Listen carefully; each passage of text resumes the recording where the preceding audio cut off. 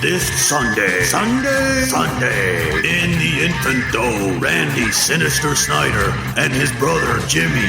Jimmy is pretty sweet on you. Take on an erroneous comment made by Randy in a previous episode. So hold on to your little factories, listeners, as Randy and his brother take on the topic of change as an ex-Mormon.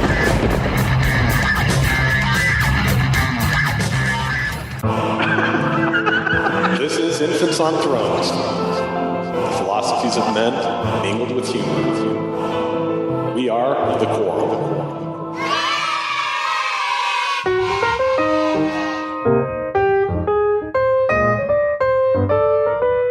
Welcome, everybody, and welcome to another episode of Infants on Thrones. This is Randy.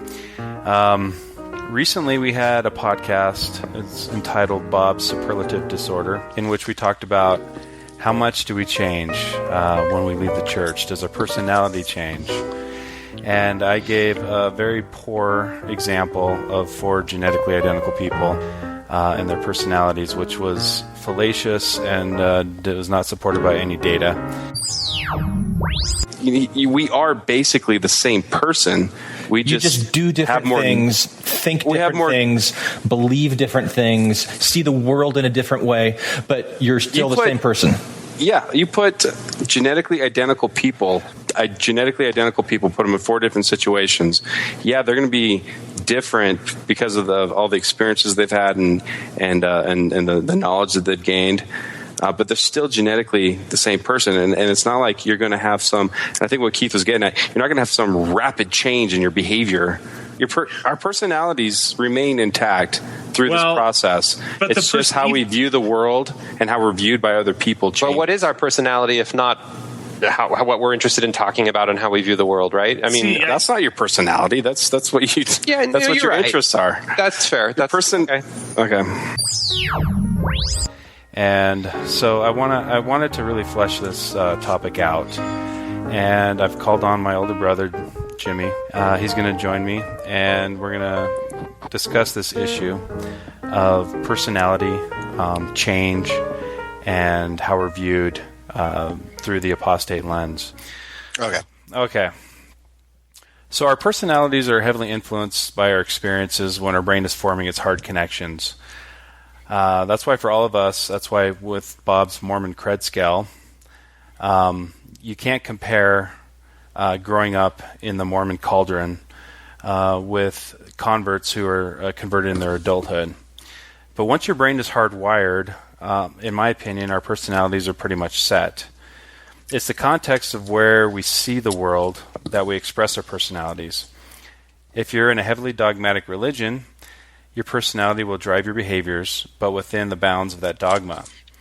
But sometimes our personalities conflict with the dogma and will manifest in small ways, like tattoos and facial hair in my case. But once, for whatever reason, we shed the dogma, our personalities are free to express themselves in a much bigger world than the small box dogma allows. But personality traits run deeper than dogma. We all know people with personalities of liars and cheats, and no amount of Sunday lessons could change that. They are in the news right now, and I'm sure all of us have examples of people like this.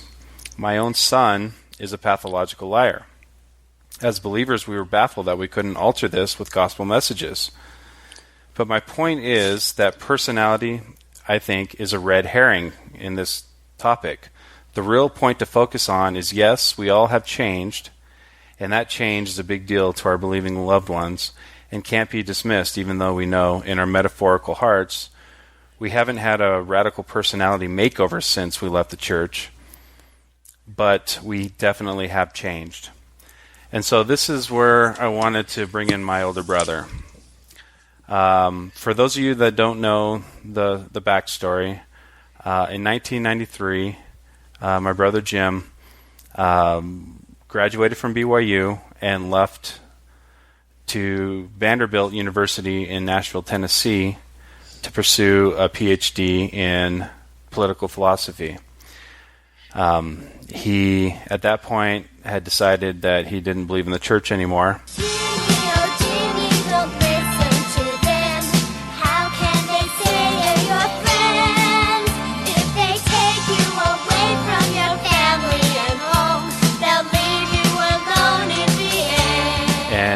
just through the worst luck you can imagine, was outed when he had no intention of being outed. His wife, Heather, was at Lagoon at the same time that my parents were at Lagoon, and she was wearing non-garment approved clothing. And then I got this news just before I went on my mission that my brother had left the church. And Jimmy, can you take it from there? Well, I mean, what had happened is that my wife was at Lagoon with my daughter, and I was actually just back at school. It was the summer, and they'd been on a vacation, but I had been out for a really short time and had seen my mom, and I could tell that she was looking at me and thinking that, you know, something was a little bit off. She could just, you know, I must have been exuding some sort of odor of non-Mormon or ex-Mormon, but I just reassured her.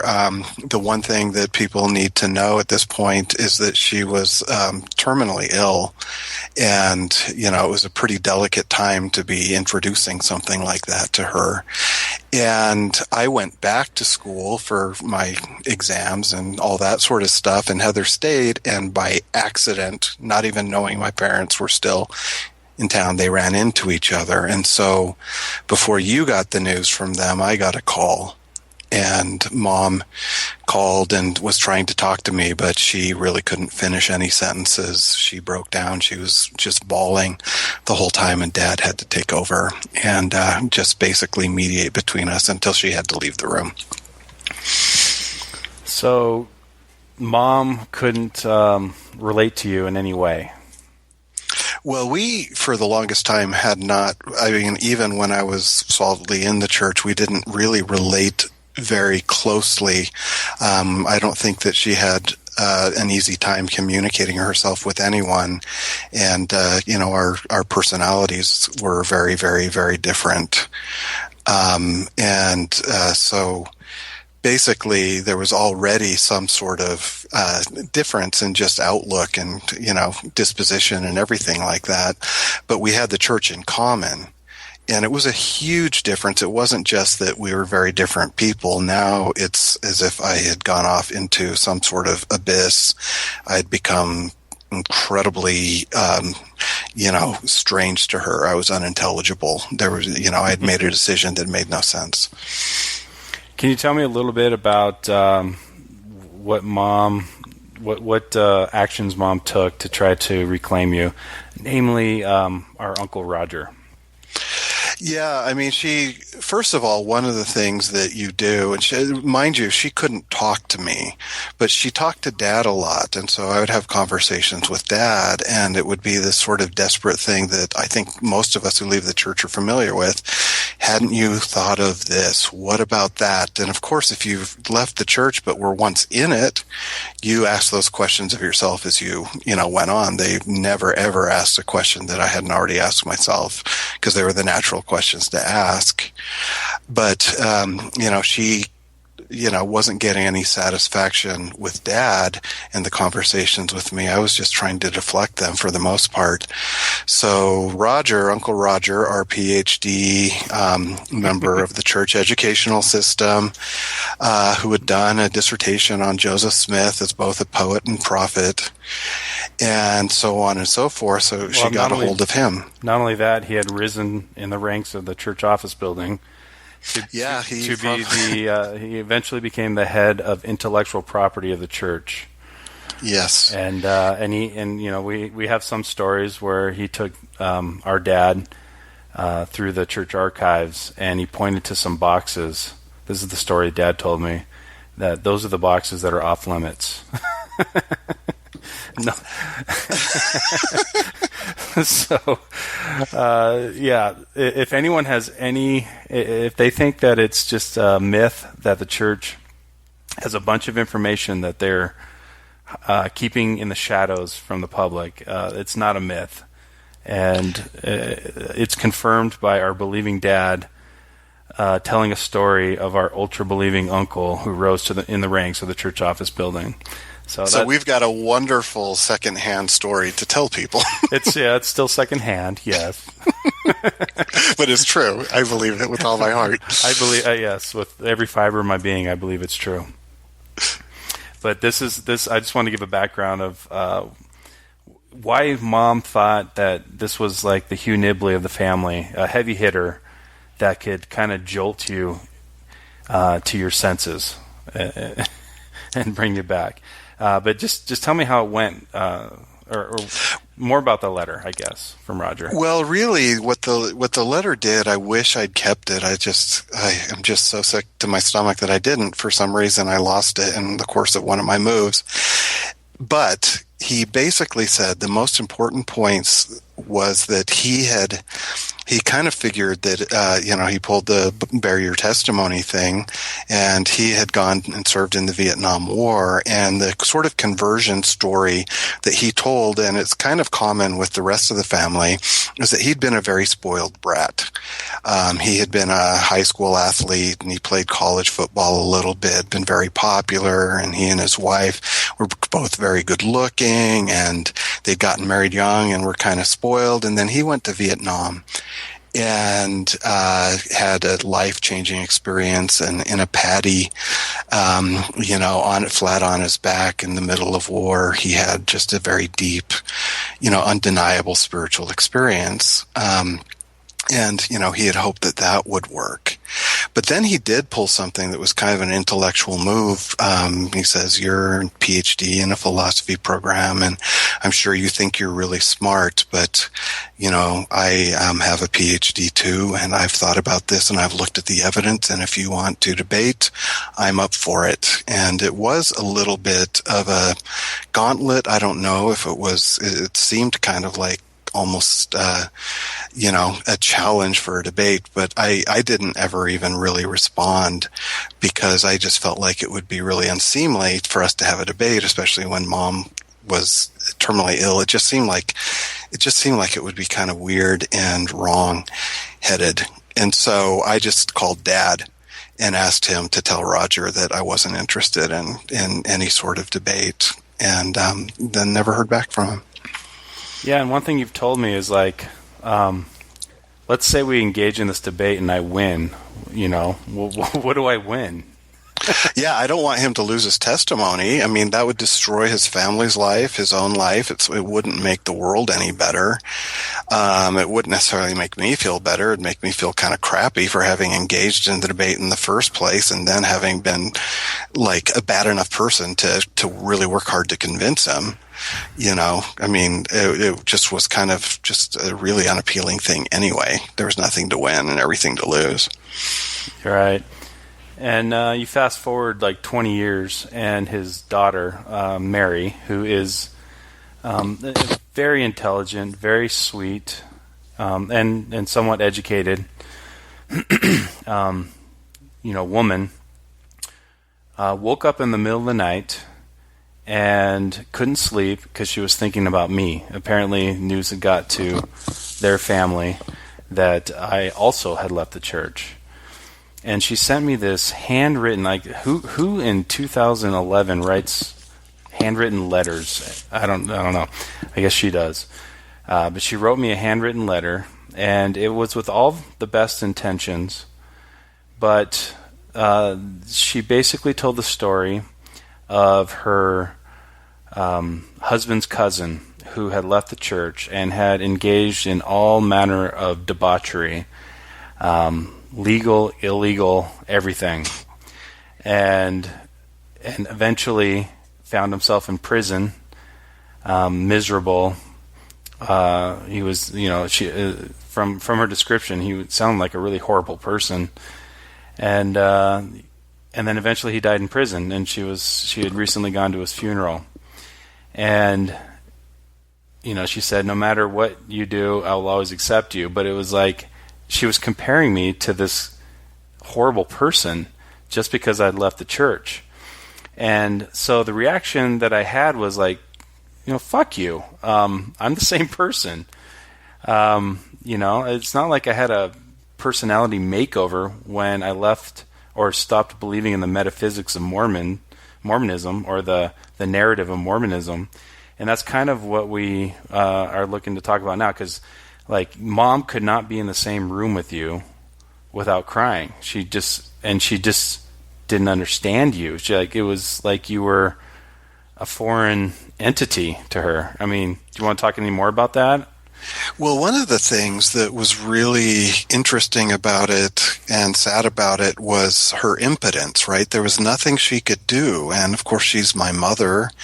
And the church is this sort of, system of beliefs that include all these gestures where you just point at that and it just resolves it. The prophet said this, the Book of Mormon said that, but don't you remember the moment when you felt the Spirit and all that? And it was almost like you think of situations like when someone leaves a spouse or leaves a longtime girlfriend or boyfriend and says they don't love you anymore, and they start like pulling all the things like, do you remember the time that this, or there was that incredibly intense experience we had together. Doesn't that mean anything to you? And you just don't get moved by it, right? And so It was this strange lack of power that she had that must have been crazy making, and all of my responses didn't make sense to her. It's as if I were, and so she would find it really, really, really hard to talk. Her voice would get wavery, and as we've talked about this before, even her syntax got really stilted. And,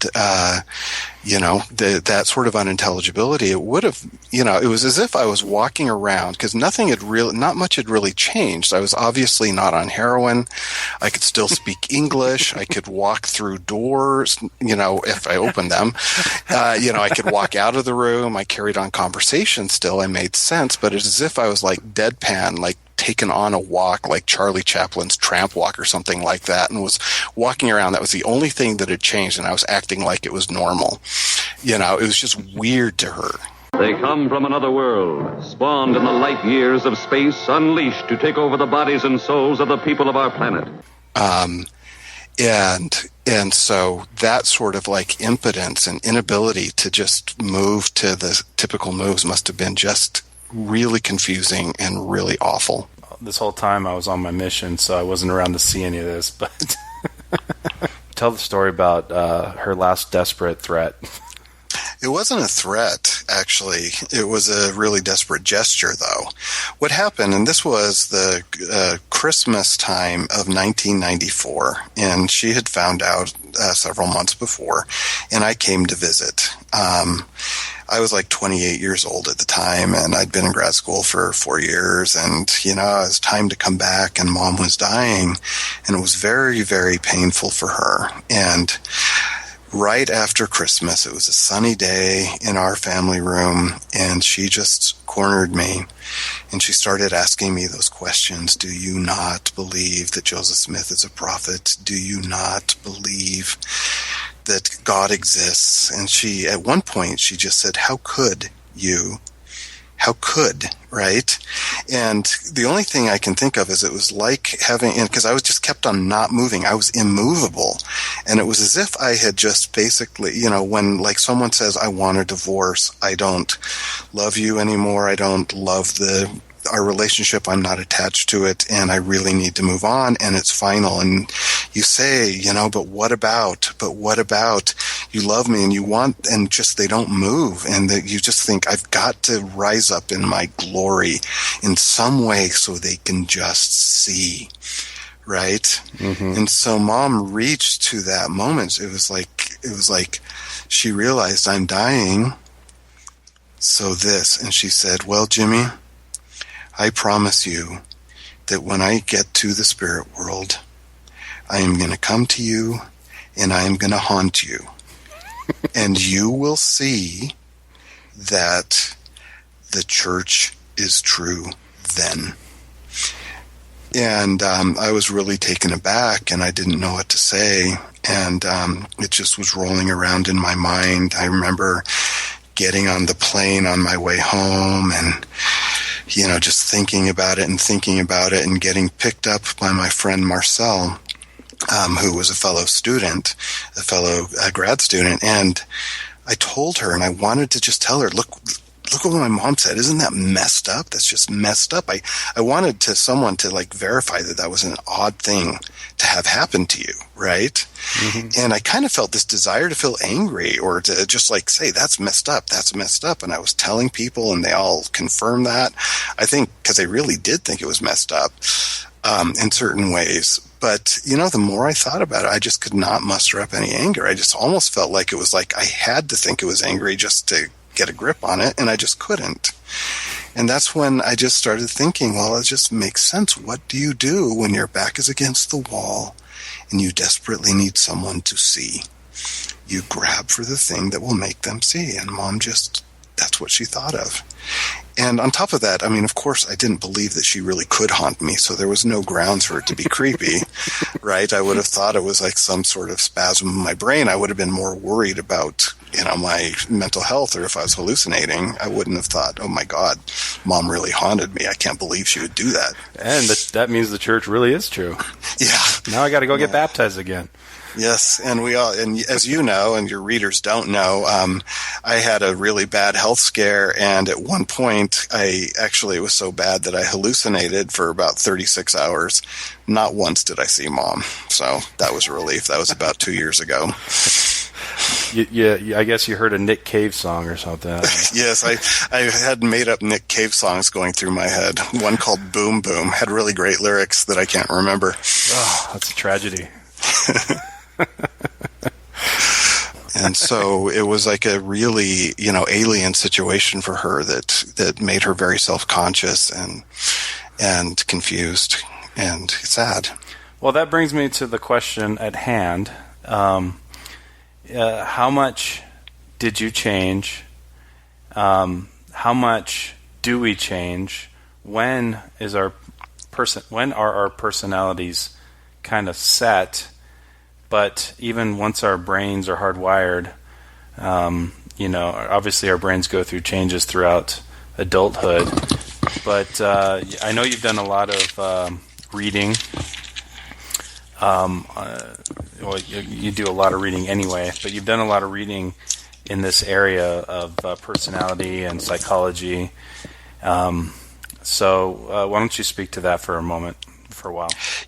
Yeah, I mean, in a lot of ways, one of the things that happens is that when you do philosophy, and if you have a strong interest in moral philosophy and political philosophy, you are forced to study psychology at the same time for some time, for about 50 years. The findings of cognitive psychology and social psychology have entered into the work that people do in moral philosophy and political philosophy. And one of the key issues is personality, and whether we really do have some sort of stable personality and how that would figure into the way that we talk about how we should be, right? And one of the typical ways you talk about who you are and what you should be is, what sort of traits you should try to develop, like what sort of virtues should you try to cultivate and do you have, to be a good person is maybe to exemplify conscientiousness or, integrity or generosity or courage or something like that. But one of the problems in psychology is that a lot of social psychology especially has introduced a perspective that kind of shows that our personalities or those sort of traits don't actually apply across the board in our lives, that we're very situationally sensitive and we act very differently given the situation. They've got jargon for it, like, is it cross-situationally stable, your conscientiousness or something like that? And most of the research suggests it's not very stable. And so the question of whether you have like a stable personality is a difficult one, but a lot of psychologists and most psychologists think that there are some sort of persistent traits that can change in really surprising ways. When you're one way with your family and another way at work and another way at church and another way, well, that's because you have a different dynamic with the family, or, we're all shy and introverted in certain circumstances and like not in others. Like, I have no problem public speaking, and everyone who hears me publicly speak thinks I'm very, very extroverted, and then they see me in other situations, they think I'm shy. Yeah, that's why I really, really hate the Minnesota personality index, because it's like, are you an extrovert or an introvert? I'm like, it depends. Yeah. The multiphasic personality inventory. Yeah. But there are certain sort of inventories that, have some currency in psychology, and there's like these big 5 personality factors. They're like conscientiousness, agreeableness, emotional stability or instability. Sometimes I call it, or used to call it, neuroticism, openness, extroversion. The opposite is, not being open or being introverted or not being conscientious or being emotionally stable, and there is some stability there, but really, that can change in very, very surprising ways given the circumstances.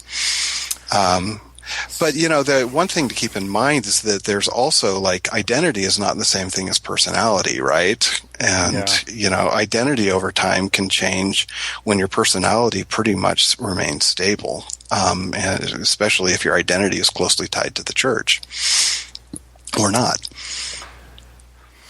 So identity versus personality. I think that's why I felt like this whole debate that we had on the previous podcast about personality was a red herring, because our identity clearly has changed. I now self-identify as a naturalist, a humanist, whereas before I was identified in a very narrow way. Was given narrow prescriptions on not only socially but politically what I should think. And then once those things change, has my personality really changed? Yeah, I mean, are you more agreeable or less agreeable in general? Are you, are you more rude? Or, well, I mean, one of the things is, are you more emotionally stable or less emotionally stable? Do you tend to, but on the other hand, I mean, think about it. Like, think about how often someone will say, as a marriage ends, you've changed. Really, right? Yeah. When really what's happened is you have something that's core to your relationship with all these sort of, like, even very subtle ways you talk to each other, things that you cry over, things that make you messed up, things that are common jokes, all this sort of stuff that are all part of this whole story about our lives together and our love together. Right? And it's so core to how we relate that when it ends, it seems like the person is a different person, especially when they're no longer responding to those things that you want them to, right? They're not responding to the cues that they used to respond to. Yeah, it's like I no longer think Boyd K. Packer has any authority over me about masturbation. I no longer, bear my testimony at the moment I'm supposed to. I don't believe that gays should be denied their civil rights. You don't choke up at General Conference. Now you're kind of rolling your eyes. Yeah, or I'm not hiding my rolled eyes like I did for many years while I was in the church. But I mean, so there's a whole like world, and it isn't like it would be one thing like if I stopped being a really strong sports fan. In our family, sports are huge, and being a USC fan or something like that is really basic. But when I dropped my sports fandom and taking it really as part of a deep part of my identity, no one felt like my personality had changed. But there's no script either for if you leave sports for something else, right? But there is a script for what happens to you, like Mary's letter, about what happens to you when you leave, so they can actually project onto this new person that doesn't make any sense a script. One of the things that my fellow infants really emphasized was that. This all started with a podcast called Through the Apostate Lens. Keith was our submitter, and they felt he was really dismissive of, the perspective from the believer, how much we've changed. Because he kept saying, I'm the same person. Why do they treat me so differently? This really sucks. It sucks that the church does this, but... So how much of it is on the church and the narrative that they provide, and how should we respond to our believing loved ones? Yeah, I mean, I myself is like, who else is it going to be on? Is it on me? I mean, I'm not the one who set it up so that it's impossible to understand someone who fundamentally disagrees with me on my religion. I just made a choice that, isn't entirely voluntary. I mean, I just never rang true, really. Deep down, I always was skeptical, and I tried to conform myself to it, and eventually I left. But, the fact that I am unintelligible because I no longer believe, the fact that even from their perspective, let's grant that I'm mistaken, it doesn't mean I've changed so much, is that they don't have any way to understand what I've done. And the only thing that's left for me to do is something I never could do with Mom because she died, is figure out a way to start communicating with her and slowly rebuild a relationship. Yeah, that's something I'm struggling with Dad. I was, of the 7 kids, I was his Joseph. How I love my coat of many colors. And when you left and when Kimberly left, I was kind of the liaison, the in-between the believers and non-believers. And when I fell, it was like the ultimate betrayal because they lost that liaison. And also you were the only one who did it well into adulthood. Both Kimberly and I left basically in our early 20s or late teens. And so... Yeah, and that would... I don't even like to think about what it would be like if Mom had been alive for that. But I guess what I'm getting at is how empathetic should we be to their point of view? Because the fellow infants kept saying that we're, Keith and I are just too dismissive. We have changed, and even though those changes may not be personality changes, they're significant changes, and I don't know how to approach it.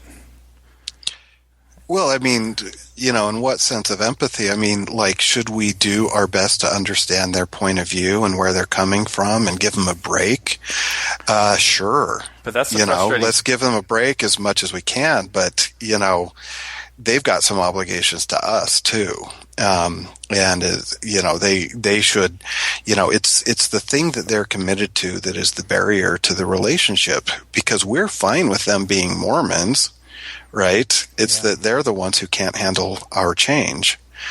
And so, what's left to us is to figure out how to try to restore the relationship in spite of this barrier that's put there by the church for ordinary relationships between people who disagree about.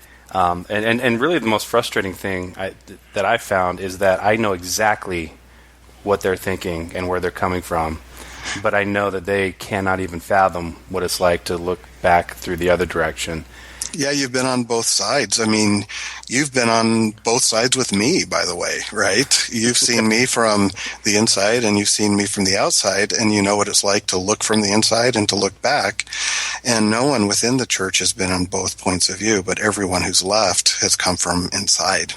And that was what kind of happened where I could understand Mom. Yeah, and just another little anecdote for what it was like from the other side looking at you. My missionary scriptures in the Book of Mormon, 2 Nephi, there's a verse, I'm paraphrasing it, but it says, the learned think they are wise, but it is foolishness. But their wisdom is foolishness, and they shall perish. And in the margins I wrote Jim and Heather, you and your wife's name.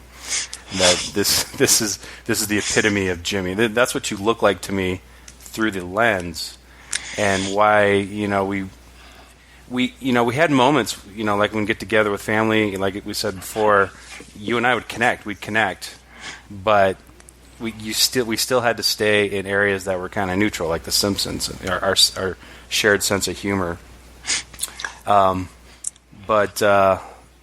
But then now I get to see it, I'm on your side and see it, and it is frustrating to know that it's not, there's not an equivalency there.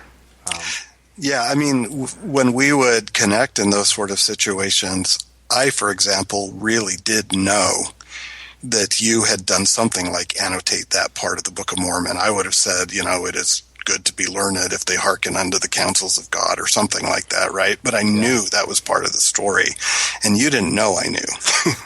Right. And so there is a sort of asymmetry there. Yeah, and I think that we have exercised empathy. I mean, it seems like my fellow infants think that I am too dismissive, but Dad set up these rules for us to engage with each other, and for the most part, I haven't really violated those rules. I play in the areas he feels comfortable. And, I don't antagonize him, and I don't want to antagonize him. He's such a good person, sweet guy. Why would I want to cause him pain if I don't have to? Yeah, and there's no neither one of us has ever engaged in really any sort of debate whatsoever. I mean, what's the point? Yeah. What if we won? That would be a disaster. At any rate, I mean, I'm sure that there are plenty of ways in which I haven't handled things right, and I probably haven't identified, 1/10 of them. And I do think about that a lot, but I do think that, I do take seriously the idea that it really will require empathy, but I think it's a matter of being realistic to know that there is a fundamental breach that comes from the side of the apostate lens, as you call it.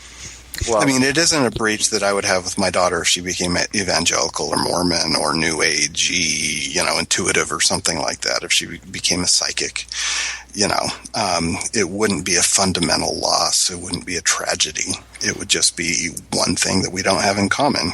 Wow. Yeah, and to me that's the big difference. Like, if we were raised in a kind of like a Episcopalian church where it's kind of liberal, belief is nice, and maybe you could even say important, but it's not vital.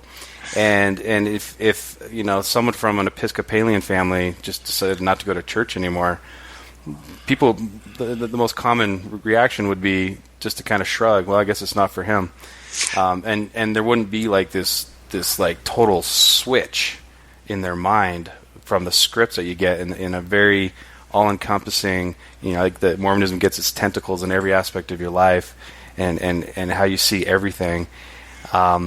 And so, leaving the Mormon Church versus leaving the Episcopalian Church is elevated to the status of tragedy. Depending on the person that we're talking about, how centrally tied or how closely tied they are to the core story of the church. Yeah, the core story that makes it so that mom and dad and other people like them feel like it's a tragedy is like reiterated. It's told over and over and over again at church. There's so many cautionary tales. I'm sure that I became one in Family Home Evening, and you hear it over the pulpit, you hear it in general conference, and you hear characterizations of what would lead someone to become rebellious. Obedience is the first law of heaven, so on and so forth. But the thing is that if you're lucky, you'll have someone in your family, like our sister Karen, right, who self-identifies as Mormon but isn't really tied to the core. I mean, Karen never was naturally a Mormon, never has been. And she's very distant from the core. And when I left the church, and I'm sure when you left the church, it was hardly, a blip on her screen, But that's because she was so far away from the church. And I have a lot of friends, and I've had students before and colleagues and people I know who've left the church, and it wasn't a big deal for their family, but like, say, dad's a convert and never really, incorporated the idea that being outside of the church was a major problem, or mom's kind of there for the social reasons and she drinks coffee on the side, things like that, and then lies to the bishop and goes to the temple because she likes how peaceful it is. That's not a core Mormon in the sense that we're talking about. Right.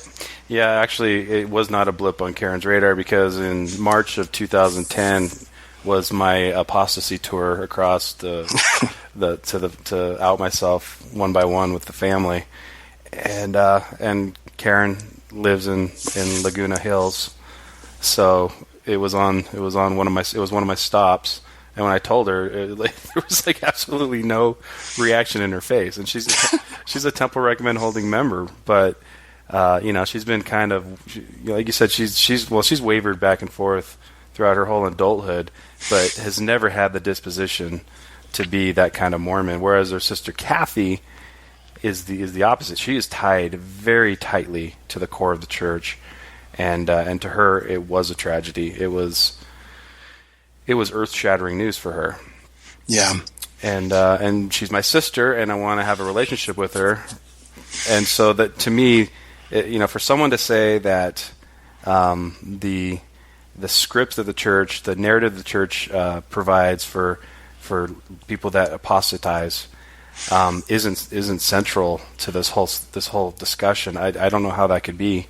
I think your best hope if you leave the church is for your family members not to really be attached to the core story, right? That's your best hope.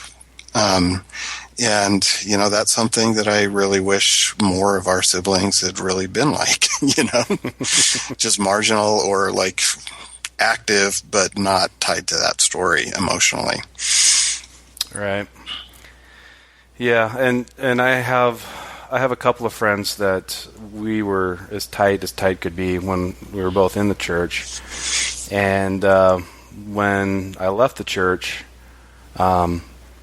we still remain friends, but I don't know if I'm projecting, but it just, I sense a sadness. One of my closest friends from, we were thick as thieves through dental school, and we also went to the same residency for ortho. And his first reaction was, I'm just so, this is so painful for me because I've always seen you as a defender of the faith. And so now we text each other, and we almost never talk, and we never visit. We have such a similar sense of humor that we will just text back and forth jokes or lines from, Dumb and Dumber, or this obscure movie that we both love. It's a cult classic called High Strung. And I recommend anyone listening to YouTube that. The whole movie's on YouTube. We both watched that movie so many times that we basically have it memorized, and so just randomly we will send those texts. But that's kind of where it's retreated, because all that time spent together, we really did talk about the church a lot too.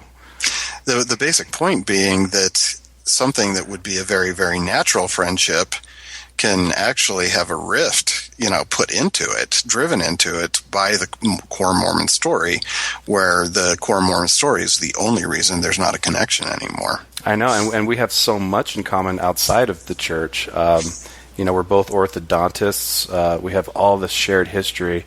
I mean, we lived right next to each other for 2 years in Florida in ortho school. And, we have the similar sense of humor, similar passion for sports. There's plenty there. But he's withdrew a little bit. That's really sad. I feel sorry for you because I didn't experience that. I left the church early enough that I did not lose one single close adult friendship. Yeah, you left early, and your leaving was simultaneous with relocating 3,000 miles away. All your adult friends are from grad school on. Yeah, I spent 15 years with scarcely running into a Mormon even once,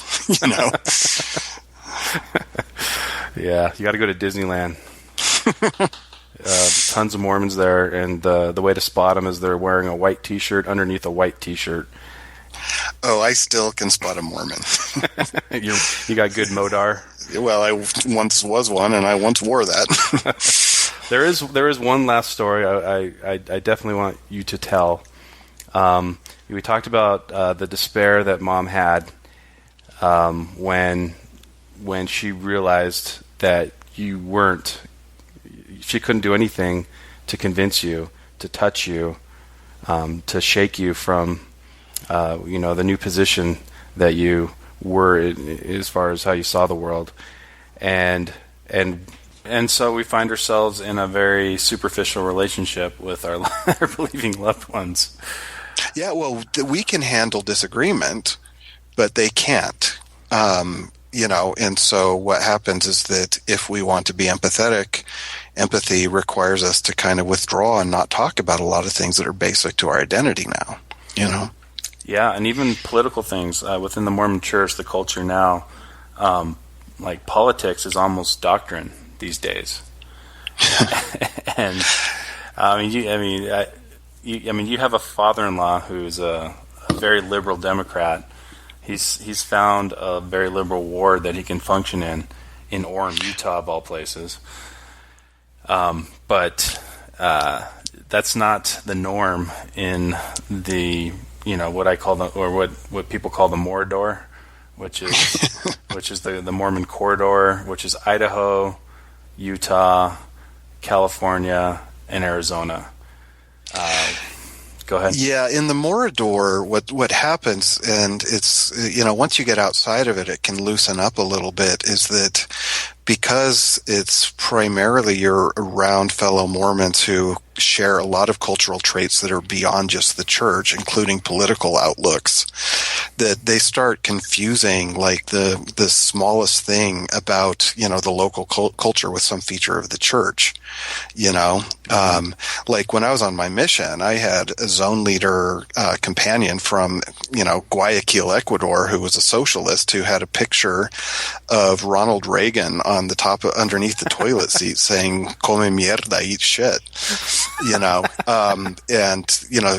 You get kind of the sense that he didn't grow up in Orem, Right. But that sort of corridor kind of dominates. I remember I came back from my mission, went to BYU. This was 1988, and it was, or 87, and it was the election, and it was Dukakis versus Bush, and I was liking Dukakis, and I had like horrible feelings of guilt about that. I was like, really, this is like, there must be something wrong with me. And it took me I met my wife, whose father was a former bishop and a professor who was also a Democrat. And I kind of got over that pretty quick, but I felt awful for a while. Yeah. And so, what this ends up doing is like, you can't talk politics, you can't talk religion. And so what's left is to talk this is basically how I function with Dad. Is I talk sports and I talk family memories. Neutral family memories. And is this because I've had a radical personality change? Am I suddenly not the compassionate person that I was before? Am I suddenly a dishonest person? No, but you are a very pain-inducing person if you're not superficial. You're very present in it, and it's, in certain ways it goes down to almost anything. Just think about all of the things in your life that you might roll your eyes at or laugh at, right? Or laugh with. Your sense of humor anything on Fox will often be inappropriate. You'll roll your eyes at something and it makes them uncomfortable, so on and so forth. And so it can actually extend to very, very subtle things, which means neutral things like sports or, family memories are about all that's left, unless you want to cause pain and discomfort. Yeah. And so, yeah, and it's really hard for me. You know me. I really when I feel strongly about stuff, like I want to change hearts and minds, and I know it's like silly and naive that I can, and in small ways here and there I attempt it, but it's painful that I can't connect with my dad anymore like we used to, because of this apostate lens that he has, and this this narrative and this worldview that he sees the world through. Yeah, it's actually very lonely and isolating. I don't think I think it has to do with the fact that your political beliefs and your beliefs about religion, your beliefs about science and culture and all that sort of stuff are so central to your identity that it becomes very hard for you. I don't think it's because you're evangelical about your beliefs. It's that those are the things that you care to talk about. You could handle them disagreeing with you if you could have a good conversation with them, and you would be able to handle them disagreeing with you and not being able to change their minds. It's that you can't talk or think or joke about all of the things that are basic to the basic things that make you laugh, cry, want to go on a rant and all that. You can't even talk about them. And so it's very isolating and lonely. Within the family, you became isolated. And that's why for 20 years, but until you left the church, I was essentially in this context of my own family alone, Yeah, that's a important distinction, I think, to make is when you're dealing with the apostate lens with friends versus when you're dealing with family, because you're kind of stuck with family. There's a sense of obligation that the whole blood runs thicker than water cliche, and you choose your friends based on common interests. But when you're in the church, you have lots of friends that your only real commonality is the church, and then once you remove that, then there's nothing there, and you both move on. But I think most of us have had friends that endured through that, or at least I don't know if you did, because you kind of moved away to the East Coast, right at the same time. And I'd want to add one thing. It isn't, in my opinion at least, it isn't just that you're forced to or obliged to and you're kind of stuck together, although that's one part, and I think it's important. That's why, you know that you can go home even if you've really been a jerk the rest of, to everyone, all of your friends, because they have to take you homes but you also long for it. You long for that connection. Even if I never would have made friends with Mom outside of a family context, I wanted to be bonded to my mother. I wanted a link with her. There was a family tie and a family history, and she is the person who took care of me, right? In so many ways, and I am her firstborn son. So it's obligation plus a real profound desire for a connection that doesn't make sense in the context of friendship. Right, and the apostate lens it's really a lot more of a issue when you're dealing with family, because you have this kind of this deep bond of DNA, shared DNA, and shared childhood experiences. That's where the scripts that the church writes for what happens if you leave, why you leave, and what happens after you leave. That's where it really becomes a little bit more malignant. And that's part of the story that we haven't talked about, was how you became kind of the pariah in the family. You were like an alien, like some other that, obviously some stork brought you in that, you didn't share anyone's DNA. And then come to find out that you and I are very similar in our sensibilities and our personality makeup. And once I left the church, we run the very strong risk of having a 4-hour conversation on the phone anytime we talk. So you became this this outsider, or went from this outsider to one of my best friends, and someone that we share a lot of deep connection to, and that is just completely expelled inside the Mormon paradigm, for lack of a better word. Yeah, no, I was entirely by myself until you left, and then you came in, and suddenly I did have someone in my family, and it wasn't because I tried to have as much empathy as possible, right? And I tried to, not get on a high horse or anything like that, even on issues where I think it's really fundamental, like, denying gay civil rights and Dad's, activism against gay rights. It wasn't, it wasn't because of that I didn't speak. It's because I just understood that it would be very painful and awful for everyone if we just constantly engaged in things at that level. And I think in terms of the script that they have for us, you would understand better than I, simply because you have 15 years of adulthood looking at me outside the church from within the church. And I'd be interested to know what it was like, The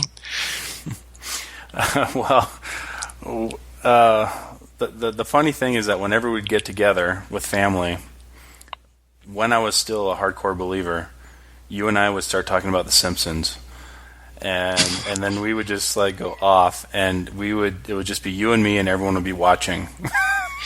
And worrying, definitely worrying. There was something emanating from that conversation that was not correlated. It was not correlational, whatever the jargon is now.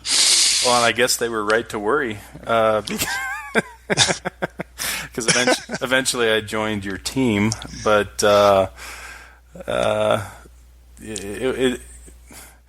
it's really difficult, because Dad recently visited us in Denver. We just moved to Denver, and his wife is a very Glenn Beck conservative, and she wants to talk about things I care about, and I'd like to talk about them. I'd like to dispel some of the myths that she believes in. And Dad, the same thing happened to you just a few days after, which when he visited you in Utah. He gets a pain over his face. Anytime, and the same thing happened when we went to our niece's wedding last month. You and I were in a room with Dad, and we started to talk about things we cared about. And Dad's eyes glazed over, and his head, his eyes kind of cast down, and there was this pain that was going through, and we're like, man, I guess we just got to talk about Little League.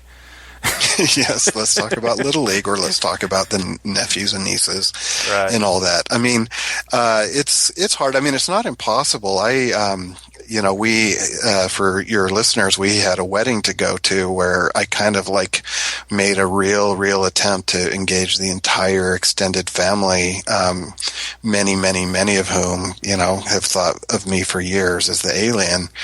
And I did find for the first time some actually new places to engage them about things that I actually did care about.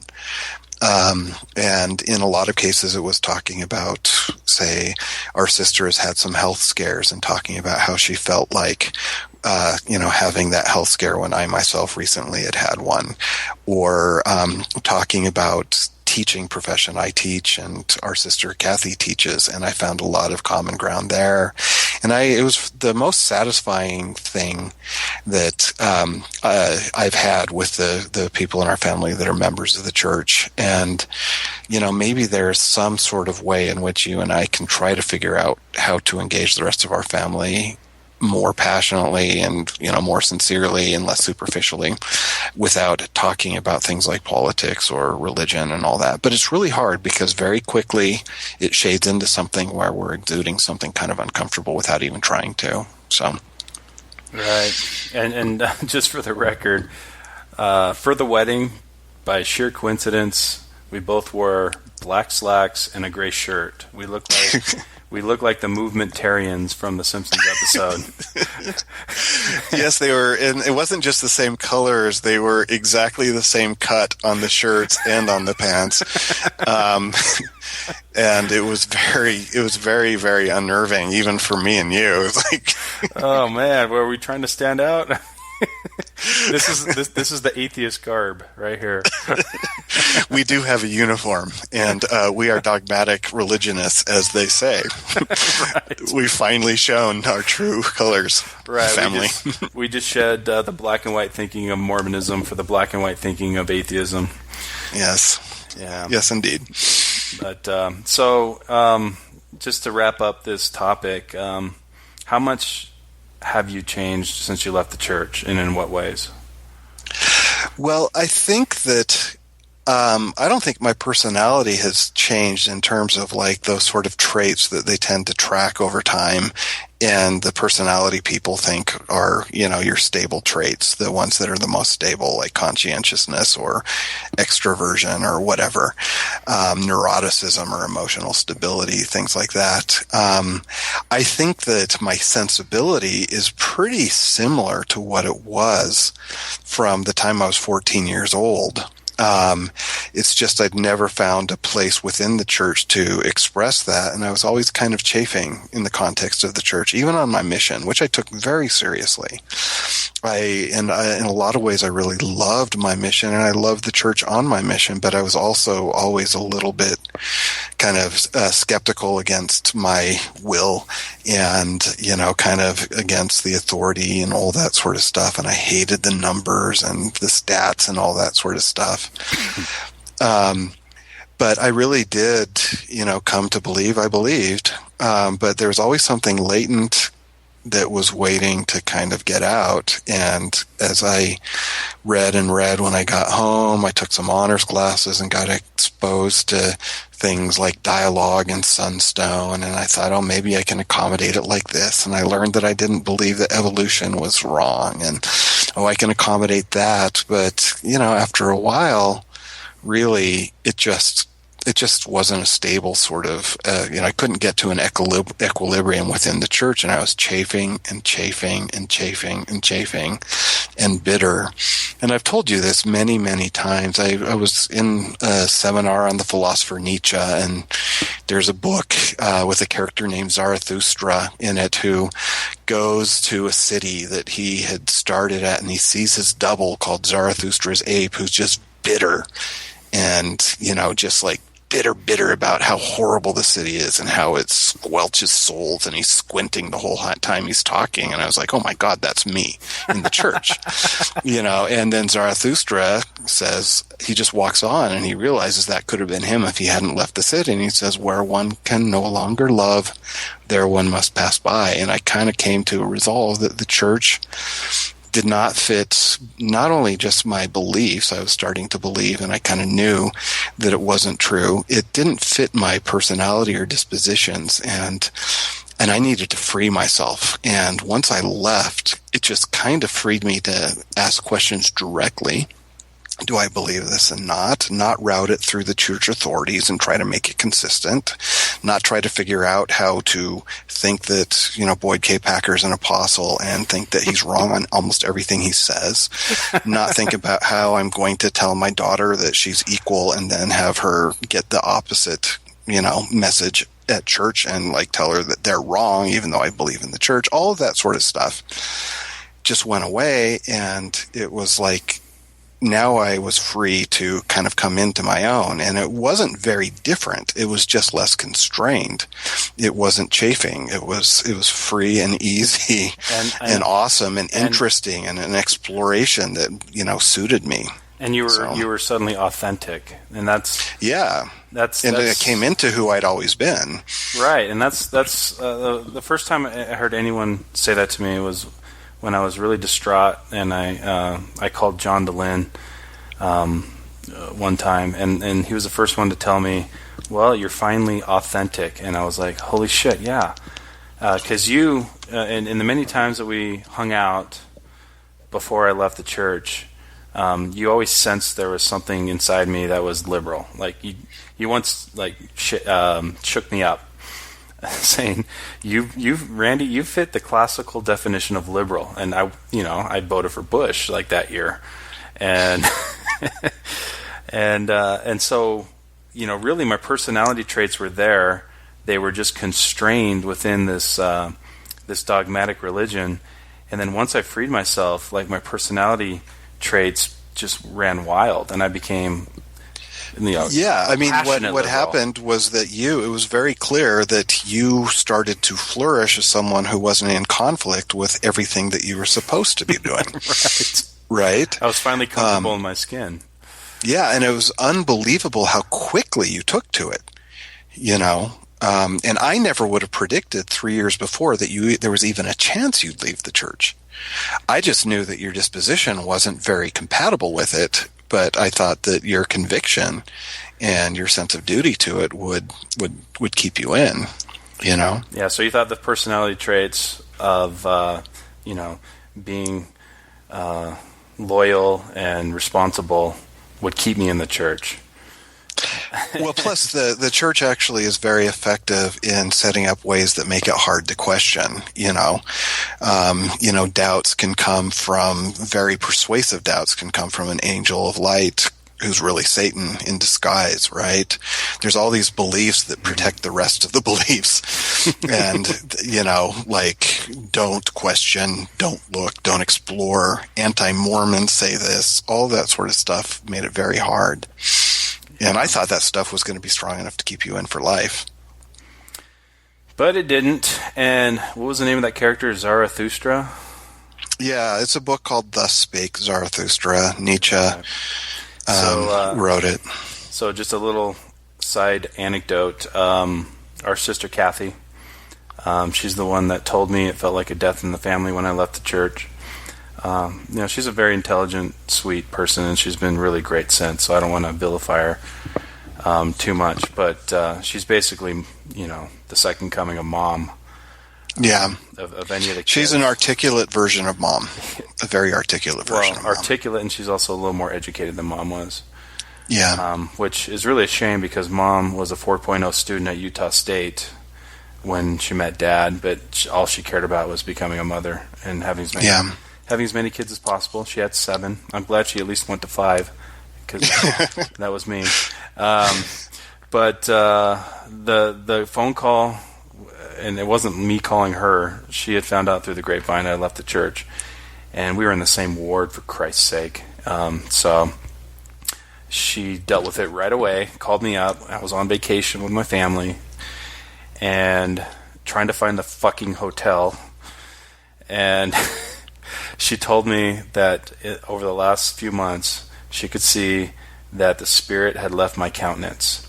Yeah, and so because it does. Because it does. You talked about the chafing and the chafing and the chafing. I would just, I couldn't stand going to church anymore because they would say such stupid things with such arrogant confidence. And, they were wrong. The very last high priest group meeting I went to was an entire lesson about how stupid it would be to be an atheist. And I don't think that was a coincidence. I think the word got out that I don't believe in God. And so, of course, what did my face reflect? My face reflect irritation, anguish. Yeah, and when it wasn't irritated or anguished, it was deadened by boredom and anxiety and all of that. The thing that's ironic about this, or interesting, at least to me, is that for me, you first got the spirit when you left the church. It's like that's when I first saw you flourishing. That's when I saw you most yourself. I saw a whole different countenance. So maybe the spirit drained out of it and a new spirit of the devil, or of reason and flourishing and goodness. I don't know what, but there was definitely something really shining in your countenance when you left. It was a spirit of freedom and authenticity. Yeah. And no longer straining under the what's the word I'm looking for?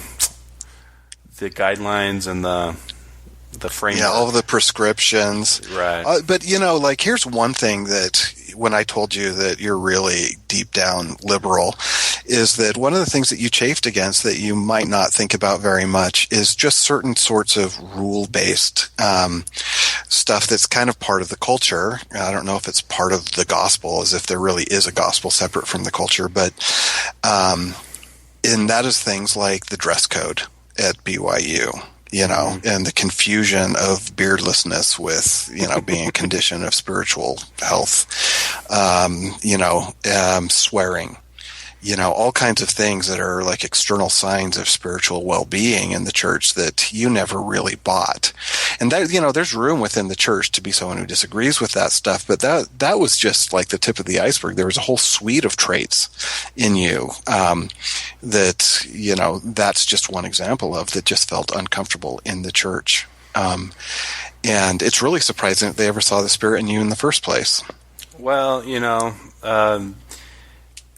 when I was in the in the dating game, I would meet these girls, and I would put on my best face, my future stake president face.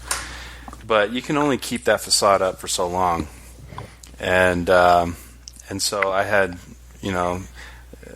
the basic half-life of a relationship when I was a believer, before I got married, the half-life was about 2-3 months.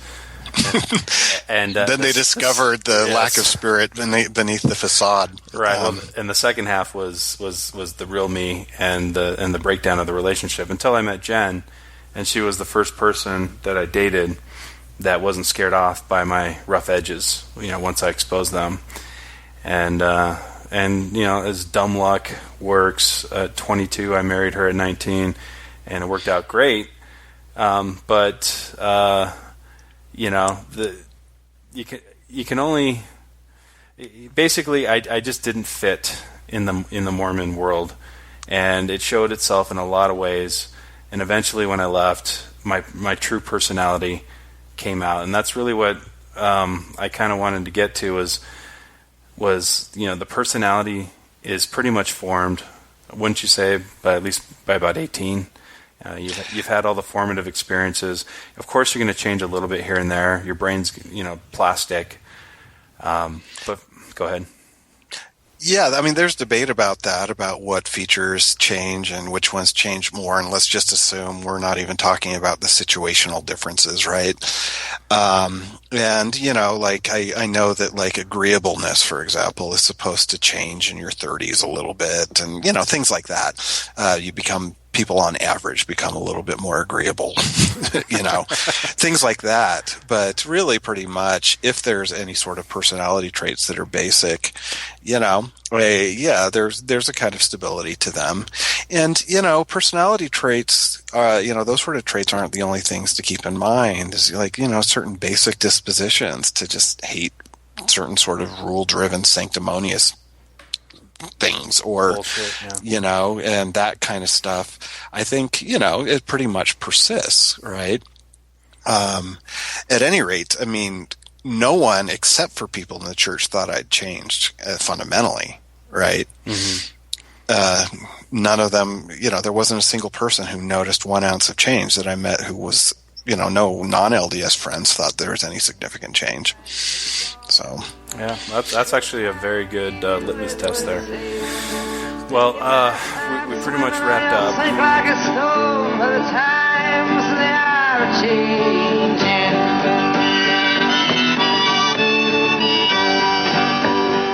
Hi, this is Karen from the United Arab Emirates. That's in the Middle East, and I am a light set on a hill in the midst of my Muslim brothers and sisters. At least that's what they tell me at church.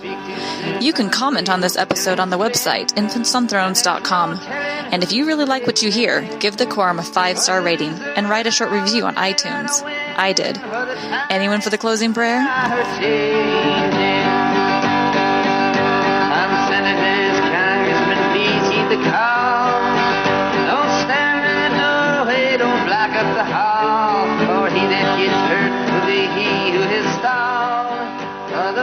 I appreciate your participation, but I got to hear, in light of the success of our Little Factories podcast that my fellow brethren did recently, what is your take on Boyd K. Packer's sexuality?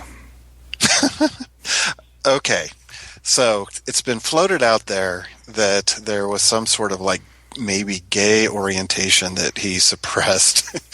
And, and the sort of horrible experience of that led to his weirdness about sex later, which did cause me, along with Spencer Kimball's Miracle Forgiveness, a lot of suffering in my teenage years. Yeah, because you're of the age where the pamphlet of the Little Factories was given to you as a slideshow, right? Am I correct? Yeah, no, that's what I got in teacher's quorum.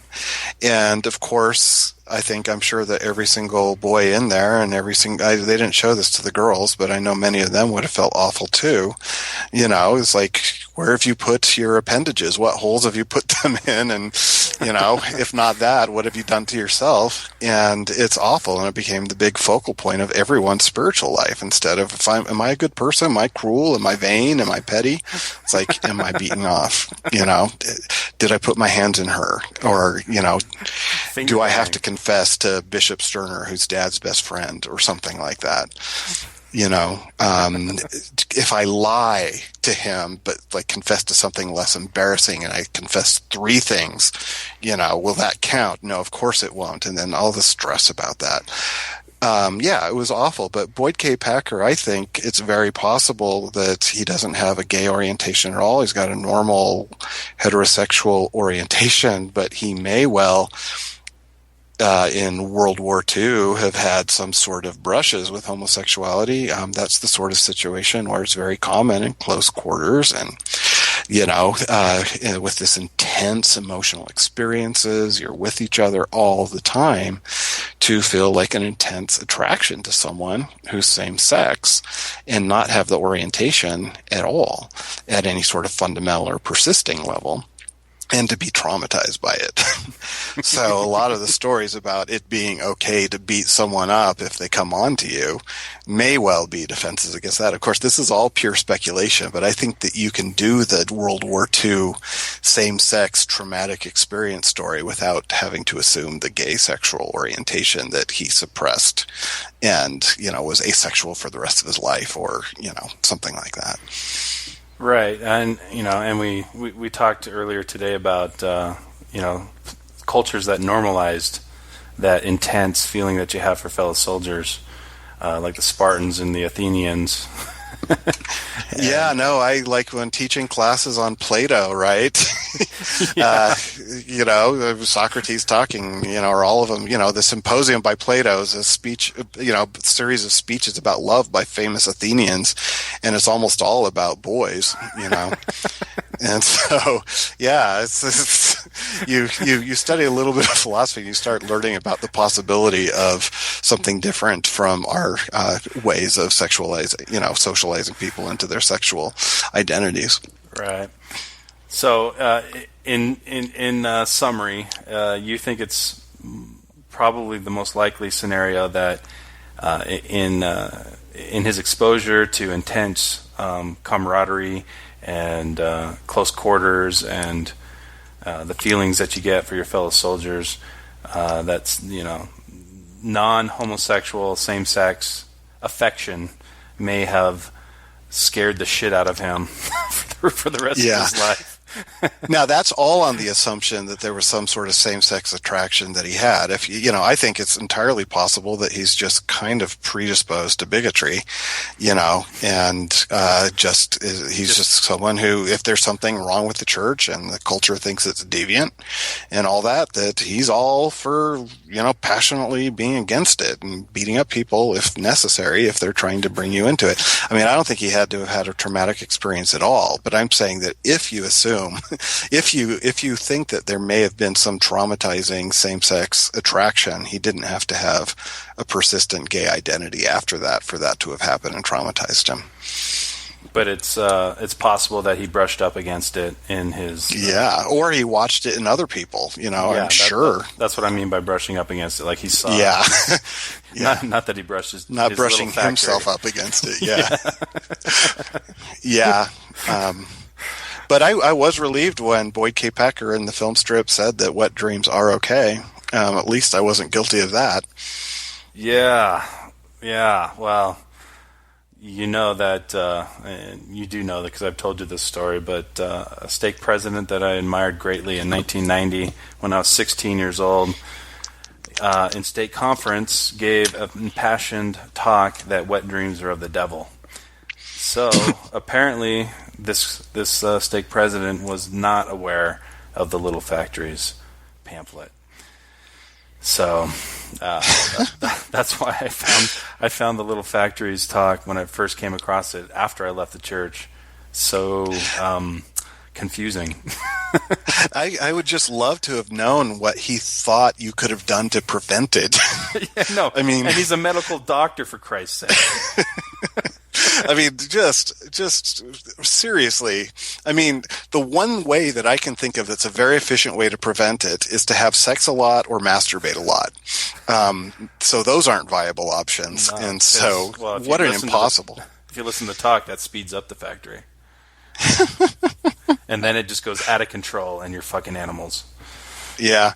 Well, I hope your whole audience right now is singing hymns to themselves as we talk so openly about these things that are probably arousing bad thoughts. So you've been listening to If and Down Throws. If and Down Throws. If and Down Throws. If and Down Throws. Say, please subscribe to us. Please subscribe to us on iTunes. And give us feedback. We like 5 stars. And go to Infants on Thrones. Infants on Thrones. Yes! .com. That's our website.